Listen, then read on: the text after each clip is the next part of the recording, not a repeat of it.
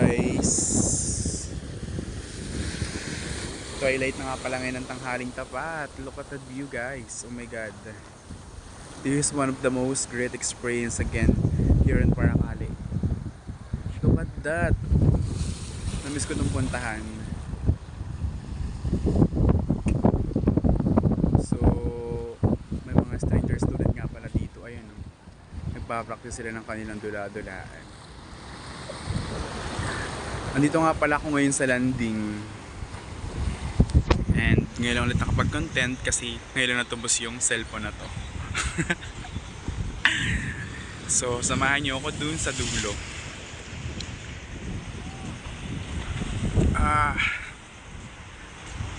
No cut para sa ganitong situation, para makita nyo talaga kung gaano kaganda itong view kapag ganitong oras.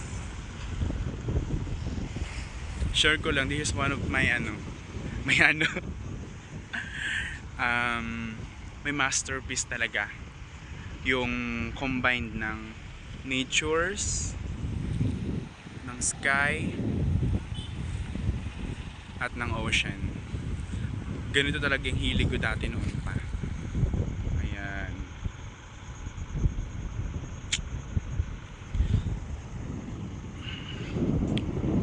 Speech.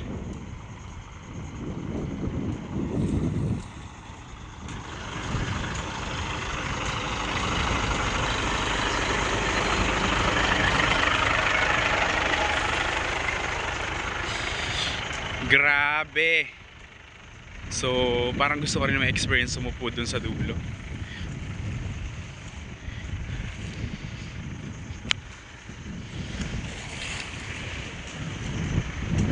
Ay. Ito na, ito na.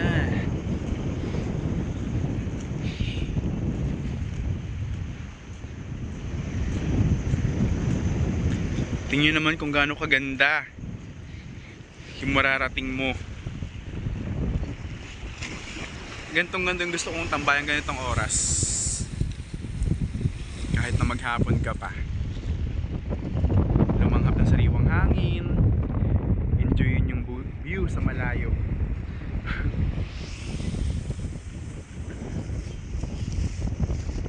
Ayun.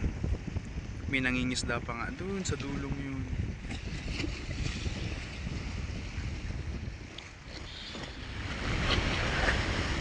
So nagbabalak akong pumunta pa dun sa beach. Yung sinasabing sa pulang lupa daw. Para naman ma-experience ko din makapunta dun.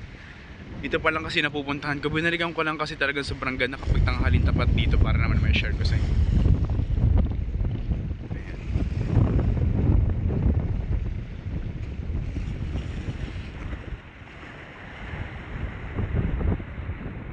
Ito yung buong kabuuan niya. So doon lumalanding yung sabi, chismis lang naman sa akin. Doon daw sa space na yun sa may student na pinakita ko sa inyo kanina. Doon daw lumalapag yung helicopter kapag may bumibisita ganyan.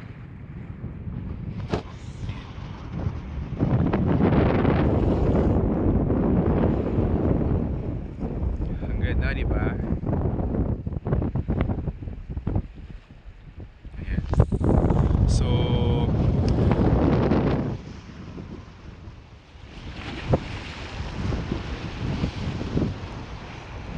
shinare ko to para ma-experience nyo rin naman. Sa mga hindi pa nakakapunta-punta na kayo, ang ganda talaga dito kapag ganitong oras. Ang ganda maglibang, tumambay.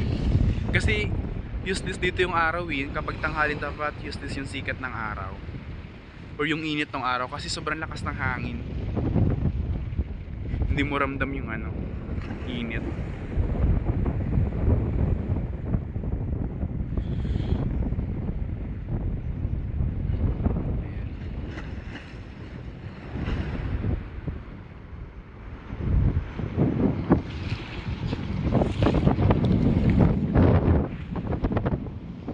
Next, beach ng Paracale. na sinasabi pong pulang daga.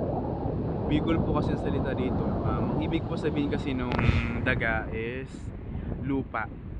Pulang lupa. Yung Bicol naman po ay pulang daga. So ito po yung beach na sinasabi nila. Ayan. At guys, napakarami ditong cottage. Ayan.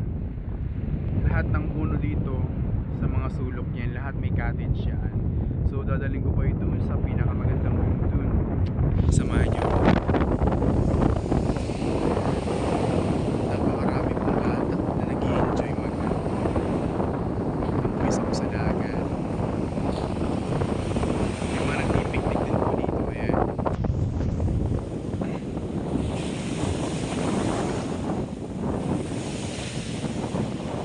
Grabe, ang ganda. Ganda ng view.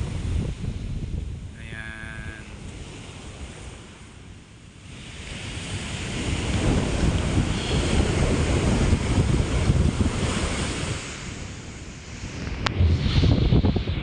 Sino ba naman talagang hindi babalik-balikan ng ganitong lugar, di ba?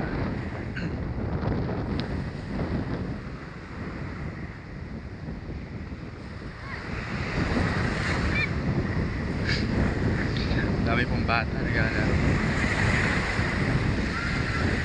Pipiknik po ata sila. Hello.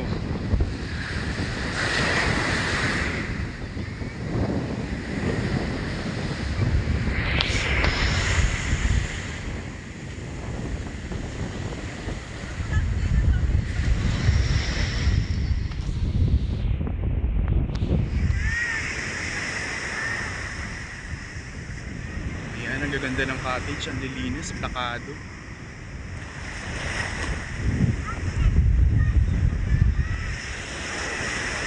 Punta na rin kayo guys. Ayan, ang ganda. Hindi kayo lugod kasi nagtanong po ako sa lahat po ng bakit sa isang set sa cottage. Kasama na po dun sa price na ipapatong nila dun sa bayad sa cottage. Kasama na po yung pagkain. Ayan.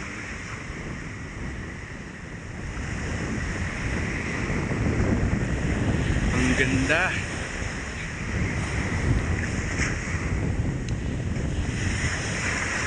Grabe. Nakaka-enjoy naman talaga ang ganito. 'Di ba? Ayan.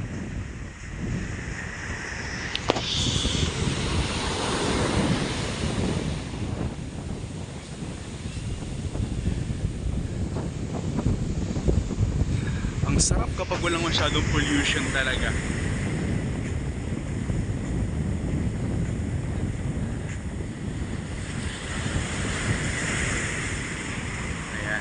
Ang gaganda po ng cottage kasi ayos na ayos, talagang ang linis.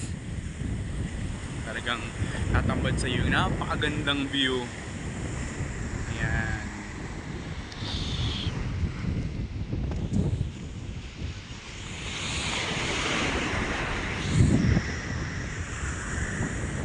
Susunod po, meron din po akong i-content na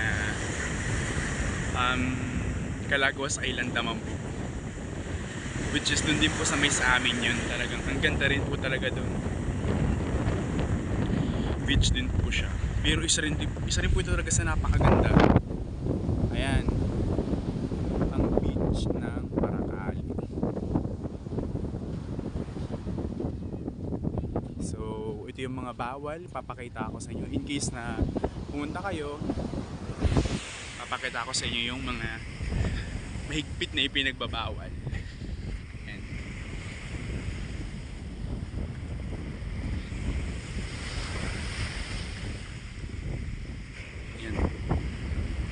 Mahigpit na ipinagbabawal.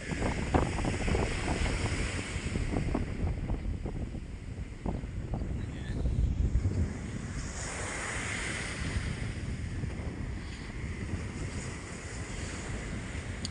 Grabe, ang ganda.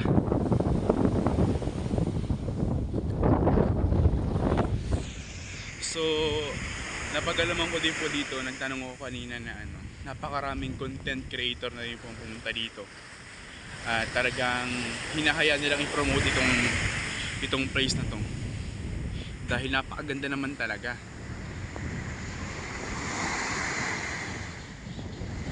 diba? Ganda, sulit din po ang pagpunta nyo dito. Abot na abot nyo po yung kaya nyong ibigay bayad sa sa cottage.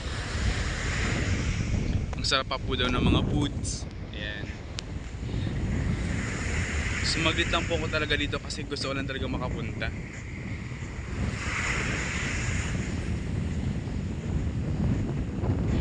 Ayan.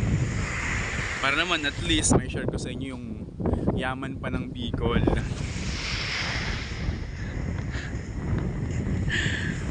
Ito na kasi yung heritage na pinagpasapasahan pa ng mga dati pang nanirahan dito. Talagang iningatan talaga.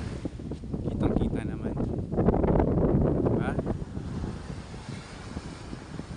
Grabe, ang ganda. Sa mga ilang araw na hindi ako nakapag-content, gusto ko po talagang humingi ng pasensya, ng sorry, kasi isang lapo kasi yung phone. Alam nyo naman, kapag buhay Pilipino, kapag naghirap ka, hanggat may kaya kang ibenta or isang isasangla mo talaga, mabuhay ka lang, diba? So ito na talaga po yung highlights ng buong beach na to. Ayan, ang ganda po, diba?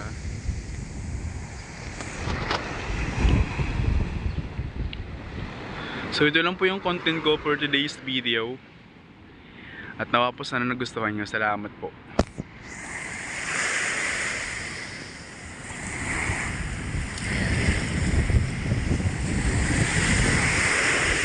Yun po, salamat. And magandang araw po sa inyo lahat. Thank you. Bye bye.